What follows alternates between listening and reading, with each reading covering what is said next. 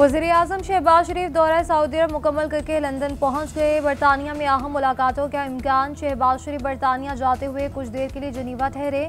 नवाज शरीफ से मुलाकात की। साबिक वज़ीर-ए-आज़म ने सऊदी अरब से तारीखी मुआहदे पर शहबाज शरीफ को मुबारकबाद दी। मुलाकात में मुल्क की सियासी सूरत हाल पर तबादला ख्याल किया गया। वज़ीर-ए-आज़म शहबाज शरीफ 21 सितंबर को बरतानिया से अमरीका जाएंगे। अक़वाम मुत्तहिदा जनरल असम्बली के इजलास में शिरकत करेंगे।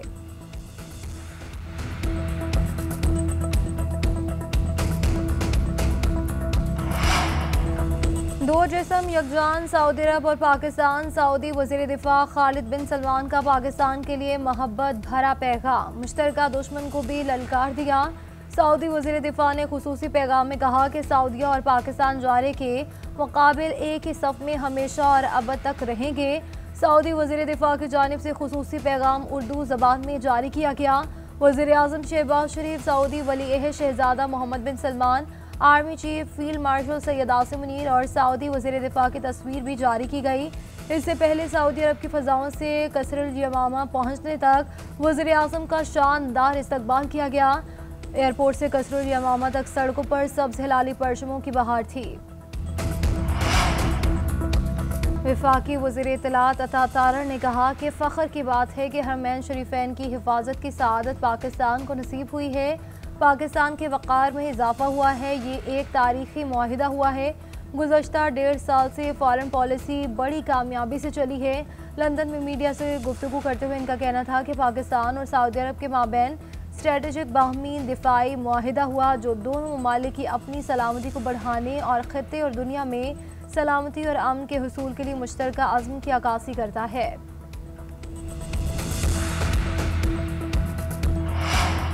मौलाना फजल रहमान का पाक सऊदिया मुआहिदे का खैर मकदम। कहा कि कतर में मुसलमान ममालिक का जमा होना मस्बत पेशरफ्त है। इस्लामिक ब्लॉक वक्त की अहम ज़रूरत और पाकिस्तान क़यादत का अहल है। हम मुल्क और आइन के साथ खड़े हैं। किसी भी तरफ से मुज़ाकरात की पेशकश आती है तो संजीदा लें। अमरीका से ज़ाती दुश्मनी नहीं, इसराइल के नाजायज़ इक़दाम की अमरीकी हिमायत की मुखालिफ है।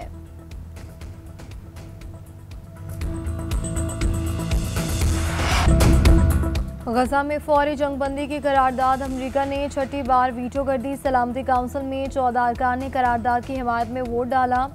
करारदाद में गजा में फौरी गैर मशरूत और मुस्तकिल जंगबंदी का मुतालबा किया गया और इसराइल से मुतालबा किया गया था कि वो फ़लस्तीनी इलाके में इमदादी सामान की फराहमी पर आए तमाम पाबंदियाँ ख़त्म करे। सलामती काउंसिल के इजलास में पाकिस्तानी मंदूब आसिम इफ्तिखार ने खिताब करते हुए कहा कि पाकिस्तान फ़लस्तीनी अवाम और आज़ाद फ़लस्तीन की मुकम्मल हिमायत करता है। गजा में बच्चे भूख से मर रहे हैं। इसराइल ने हमलों में अस्पतालों को भी ना छोड़ा। रोज़ाना दर्जनों शहरियों को शहीद किया जा रहा है। गजा में फौरी और गैर मशरूत जंगबंदी होनी चाहिए। गजा पर इसराइली हमलों में शिद्दत आ गई। स्कूल और पनाह गुज़ीन कैंपों पर बमबारी। 24 घंटों में 79 फ़लस्तीनी शहीद। इसराइली फ़ौज के हमलों में शहदा की मजमूई तादाद 65,141 से तजावुज़ कर गई। ग़िज़ाई किल्लत से मज़ीद 4 अफराद शहीद। ग़िज़ाई किल्लत से होने वाली अमवात की कुल तादाद 435 हो गई। शिमाली गजा में इंटरनेट और मोबाइल सर्विस बंद। इसराइली फ़ौज और फ़लस्तीनी जंगजुओं में झड़पें। 6 इसराइली फ़ौजी हलाक। अमरीका का भारत को एक और झटका। चाबहार बंदरगाह पर पाबंदियों की छूट खत्म। पहले का इतलाक फैसले का इतलाक 29 सितंबर से होगा। भारत की करोड़ों डॉलर सरमायाकारी खतरे में पड़ गई। भारत, ईरान और अफगानिस्तान का सह फरीकी ट्रांजिट मुआहिदा गैर यकीनी सूरत हाल का शिकार। 600 मिलियन डॉलर से ज़ायद भारतीय सरमायाकारी अमरीकी फैसले से मुतासिर होने का खदशा।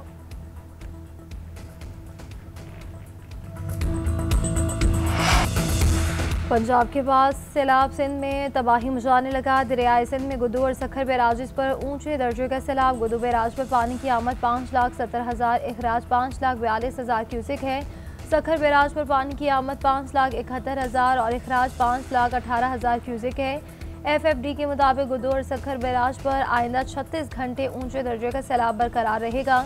कोटरी बैराज पर पानी का बहाव 3 लाख क्यूसिक तक पहुँच गया। सिंध में सैलाब से 1,77,000 से ज़ायद अफराद मुतासिर हुए।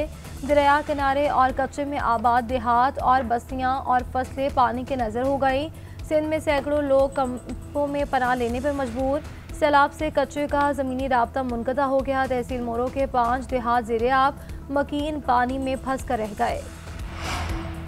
मुल्तान की तहसील जलालपुर पीरवाला से अभी तक सैलाबी पानी ना निकाला जा सका। महकमा अनहर की सैलाबी पानी की कमी के लिए M5 मोटरवे पर शगाफ डालने की तजवीज़। वफाकी वज़ीर मवासलात अब्दुल अलीम खान का जलालपुर पीरवाला का दौरा।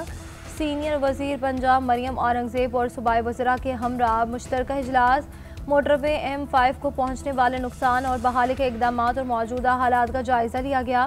अब्दुल अलीम खान ने कहा कि मोटरवे तोड़ना आसान फैसला नहीं, शहरियों का जानो माल ज़्यादा अहम है।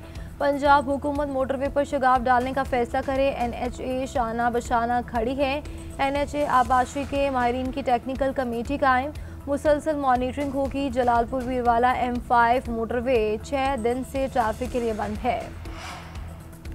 पाकिस्तान में कैंसर के जदीद ट्रीटमेंट का आगाज़। वज़ीर आला पंजाब मरियम नवाज शरीफ ने म्यू अस्पताल में चीन से मंगवाई गई जदीद मशीनरी का इफ्तिताह कर दिया। तकरीब से खिताब में कहा कि जदीद टेक्नोलॉजी सबसे पहले पंजाब में मुतारिफ करवा दी। ये टेक्नोलॉजी भारत में नहीं, 5 मरीजों का सर्जरी के बगैर जदीद टेक्नोलॉजी से कामयाब ऑपरेशन किया जा चुका। जदीद टेक्नोलॉजी से कैंसर के मरीजों के लिए उम्मीद की किरण पैदा हुई। चीन के दौरे पर इस टेक्नोलॉजी का मुआयना किया और मशीनरी पाकिस्तान लाने की हिदायत की। जदीद मशीन के इस्तेमाल से मुतालिक डॉक्टर्स को चीन से ट्रेनिंग भी दिलवा दी। मशीन से इलाज के लिए सिर्फ 1 से 2 घंटे दरकार होंगे। ज़रूरतमंद मरीजों का मुफ्त इलाज करेंगे। नवाज शरीफ कैंसर अस्पताल का पहला यूनिट जल्द फाल हो जाएगा।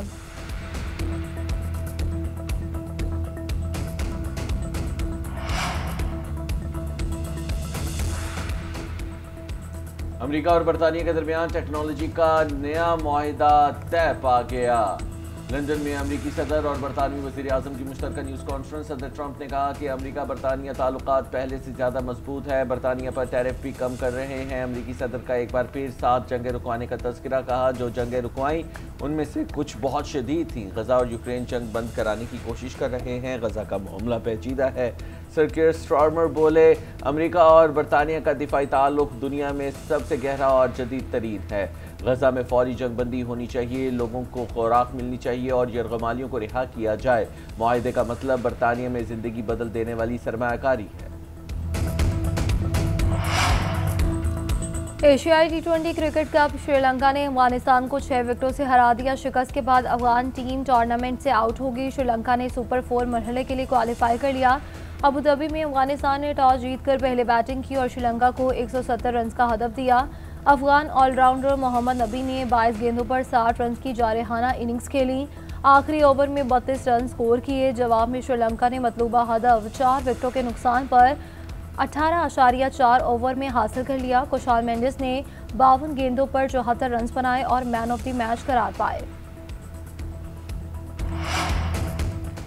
ओलंपिक चैंपियन अरशद नदीम का वर्ल्ड एथलेटिक्स चैंपियनशिप में गोल्ड मेडल जीतने का ख्वाब चकनाचूर। जैवलिन थ्रो स्टार टॉप 8 में भी जगह ना बना सके। अरशद नदीम फाइनल में ऑफ किलर नजर आए और 4 में से 2 कोशिशें ज़ाया उनकी चली गईं। अरशद नदीम ने पहला थ्रो 82.73 मीटर का किया, दूसरा और चौथी थ्रो ज़ाया की, जबकि तीसरी बार में 82.75 मीटर थ्रो किया। दिफाई चैंपियन नीरज चोपड़ा भी खाली हाथ वापस लौटे।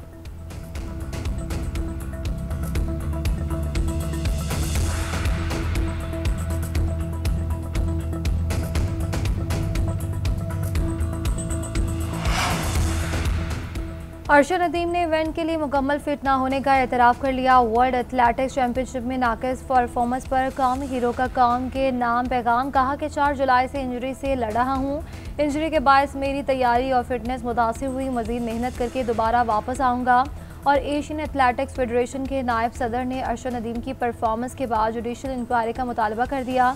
अकरम शाही मीडिया से गुफ्तगू करते हुए आबदीदा हो गए। कहा कि अरशद नदीम की ये कारकर्दगी एक बहुत बड़ा सेटबैक है।